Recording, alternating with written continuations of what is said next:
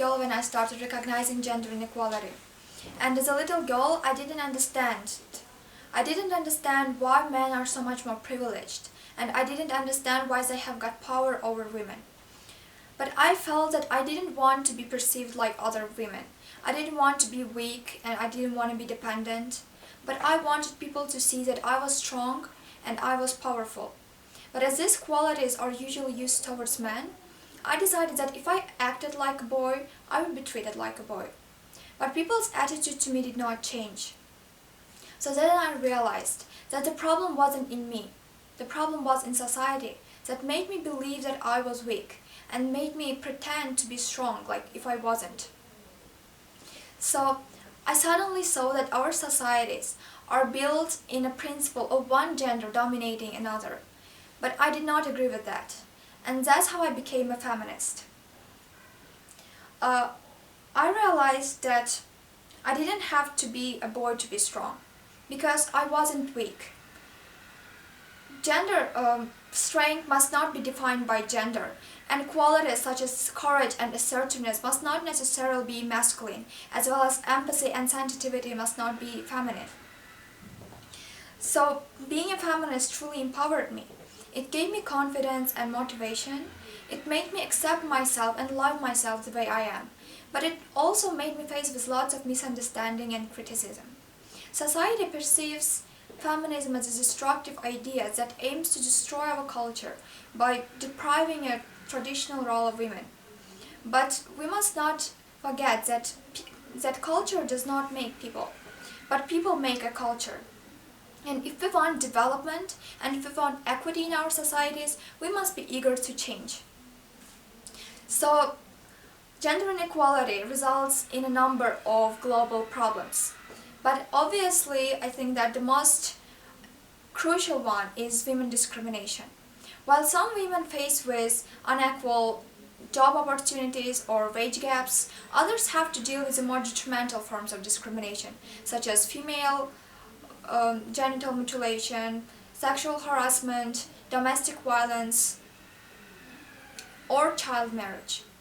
So, did you know that 1 in 3 women have experienced sexual harassment at least once in their lives? But I think that the most important problem and the most common problem in our society is domestic violence. But still, talking about it was banned for years, and women that experienced violence in their homes were silenced. But how can we solve the problem if we don't talk about it? And how can we solve the problem if we blame the victims but not the oppressors? So I think that we should all understand that domestic violence or any other gender-based issue is not a problem of a certain woman, and it's not a problem of a certain family, but it's a problem of society. And as long as society keeps silence about it, nothing will change.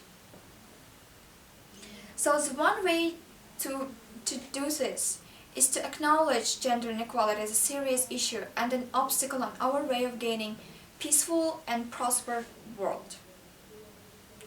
So another issue caused by gender inequality is increasing population of the earth. As women, as a result of cultural bias and lack of knowledge, women and girls believe in their destinies of being mothers and wives. They sacrifice their education and possibility of making a career in order to make families. The majority of girls are even forced to marry in a very young age because of some financial problems of the family.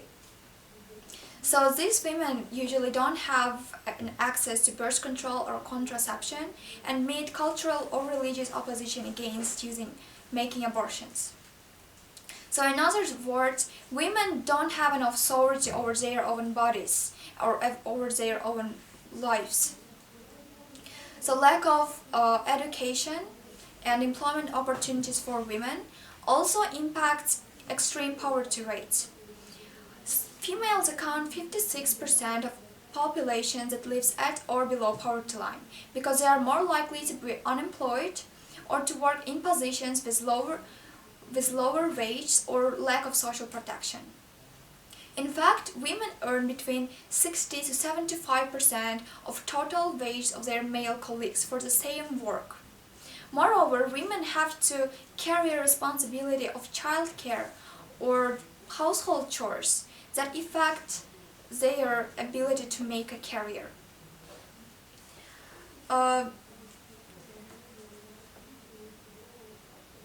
So as long as women don't have an access to education, as long as they don't have an opportunity to speak and be actively engaged in decision making, there will never be a truly equitable and safe society for everybody.